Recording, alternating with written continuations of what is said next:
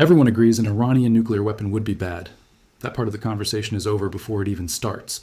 What almost nobody explains is what bad actually means in practice, not in slogans, not in headlines, in the cold, specific language of strategy. Because the honest answer is more interesting, more complicated, and ultimately more useful for deciding whether stopping it is worth the cost of war than the simple version most people have heard. Let us start by separating two concepts that get blended together constantly in public conversation, but that strategists treat as fundamentally different tools, because that difference is the entire key to understanding what an Iranian bomb would and would not let Tehran do. Deterrence is widely defined as any use of threats, implicit or explicit, or limited force intended to dissuade an actor from taking an action, in other words, to maintain the status quo. Deterrence is unlike compellence, which is the attempt to get an actor to take an action it would not otherwise take. Think of it this way. Deterrence says, do not do that, or there will be consequences. Compellence says, do this thing, or there will be consequences. One is about preventing change. The other is about forcing change. And these two missions are not equally easy to accomplish with the same tool. Compellent threats are largely agreed to be more complex than deterrence, as they cannot wait forever to be effective, while deterrence is indefinite in timing and tactically static. For successful compellence, the coercer must force an adversary out of a position that it currently holds. Moreover, compellent threats are largely more dangerous than deterrent threats, given they involve greater risks and demands. Compellent threats ask more from an adversary, as compellence encourages altering behavior rather than more simply avoiding a potential action. As such, conventional wisdom has generally held that deterrence requires less coercive effort than compellence. This distinction explains something that has confused a lot of people watching nuclear-armed states over the decades. Why do countries with nuclear weapons still struggle to get smaller, weaker adversaries to actually do what they want? Russia's nuclear threats deterred direct military intervention of the West in the war, but their compellence impact weakened over time. Read that carefully. The same nuclear arsenal, wielded by the same government in the same war, succeeded at one mission and failed at the other. Russia's nuclear threats were genuinely effective at keeping NATO countries from sending troops directly into Ukraine. That is deterrence working as designed, but those same threats were far less effective at forcing Ukraine to surrender territory, accept terms, or stop fighting. That is compellence, and it consistently proved much harder to achieve. Why does this gap exist?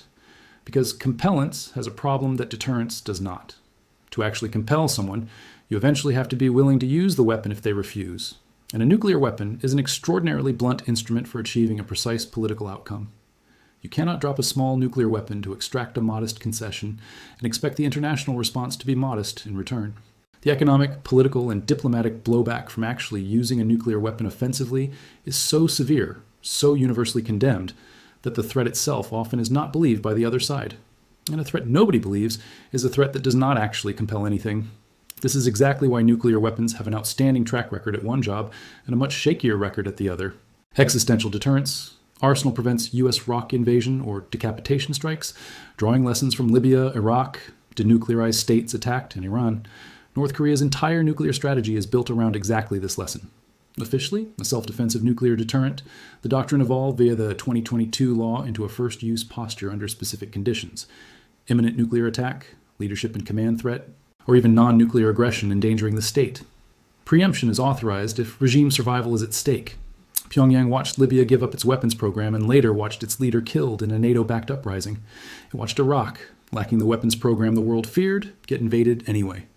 The lesson North Korea drew was not subtle. A credible nuclear arsenal is the single most reliable insurance policy against regime change that any government can purchase. Not because North Korea plans to use it offensively against South Korea or the United States in some grand war of conquest, but because as long as the arsenal exists and is survivable, no foreign government will risk a full invasion or decapitation strike that might trigger its use. Deterring North Korea from engaging in large-scale conventional aggression or nuclear use is the primary demand. North Korea's nuclear weapons may weaken U.S. extended deterrence commitments, erode conventional deterrence on the peninsula, blur the lines between nuclear and conventional war, and increase the likelihood of large-scale North Korean military aggression. And here's where we arrive at the genuinely important strategic twist, the one that most casual conversations about an Iranian bomb completely miss.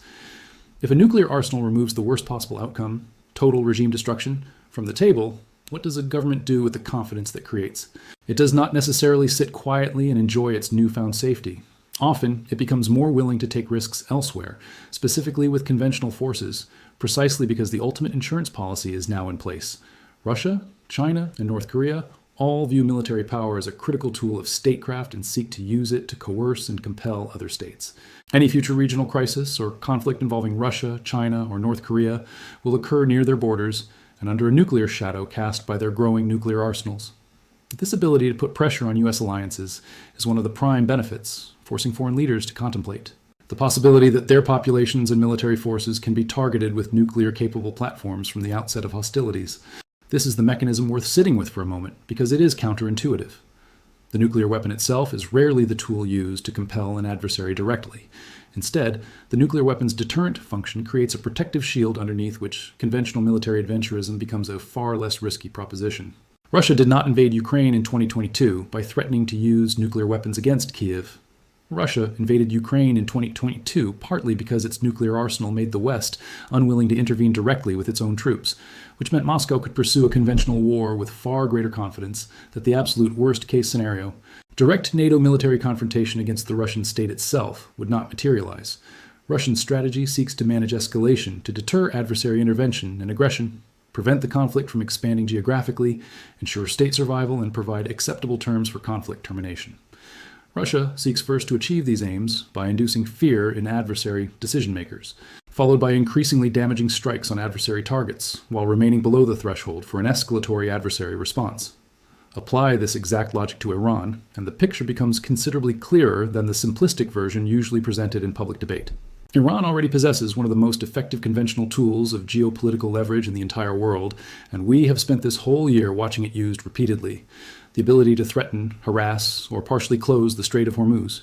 20% of the world's seaborne oil trade and a large share of global liquefied natural gas passes through that single waterway. Iran has already demonstrated, through months of drone strikes on tankers, naval harassment, mine-laying threats, and a parallel toll collection scheme, that it can inflict enormous economic pain on the entire planet without ever needing a nuclear weapon to do it. So here is the genuinely useful comparative strategic question. How much additional deterrent value would a nuclear weapon actually add to a country that already possesses this level of conventional leverage? The honest answer, drawing directly from the deterrence versus compellence framework, is this: a nuclear weapon would not meaningfully increase Iran's ability to compel other countries to do things they do not want to do. Iran's leverage over the Strait of Hormuz already accomplishes that, through purely conventional means, and a nuclear weapon adds little to that specific lever because using it to enforce a shipping toll would be such an absurdly disproportionate response that the threat would never be credible in the first place. Where a nuclear weapon would change everything is on the deterrence side of the ledger, exactly the way it has for North Korea. There are currently 9 states with nuclear weapons capability, with legally binding treaties and provisions, the debilitating expense and curbing of nuclear sharing. There remains only a small cohort of nuclear-capable nations. Iran joining that list would mean that any future American or Israeli military campaign aimed at regime change, or at the kind of decapitation strike that killed Iran's supreme leader in the opening hours of the 2026 war, would carry a risk that simply does not exist today. The risk that a cornered, collapsing regime facing genuine existential destruction might use its nuclear arsenal rather than accept total defeat. This is precisely the insurance policy logic that has protected North Korea for 2 decades, and it is exactly the logic Iranian strategists have studied closely while watching the consequences of giving up that path play out next door. Critics note vulnerabilities, limited fissile material, unproven full-range capability, and reliance on systems detectable by satellites. Yet survivability via mobility, tunnels, and deception counters this, and then comes the twist that genuinely matters for assessing the future. If Iran achieved that same insurance policy, the same removal of the absolute worst-case scenario from the table, the realistic expectation, based directly on the pattern observed with Russia and North Korea, is not that Iran would suddenly become reckless enough to threaten nuclear strikes against its neighbors. It is that Iran would likely become considerably more confident and more adventurous with the conventional tools it already possesses, more willing to escalate harassment campaigns in the Strait of Hormuz, more willing to expand support for proxy forces across the region, more willing to take risks in confrontations with Israel or Gulf states, calculating that the United States and its allies would be far more hesitant to respond with the kind of overwhelming force that risks triggering regime collapse, and therefore risks triggering the one card Iran would have left to play. This is the genuinely difficult trade-off that any serious cost-benefit analysis of preventing an Iranian bomb has to wrestle with, honestly. A war fought specifically to prevent Iran from reaching this threshold carries enormous costs already documented throughout this entire conflict, in lives, in regional stability, in global energy markets, and in the deep uncertainty about whether military strikes alone can ever permanently eliminate a nuclear program rather than simply delaying it by a few years. But the alternative, allowing Iran to cross that threshold, is not simply about the abstract horror of an additional nuclear-armed state. It is about a concrete, measurable shift in the regional balance of power, one where Iran's existing conventional leverage, the kind that has already shut down shipping lanes and rattled global oil markets for months, would operate under a far more permissive security blanket than it does today.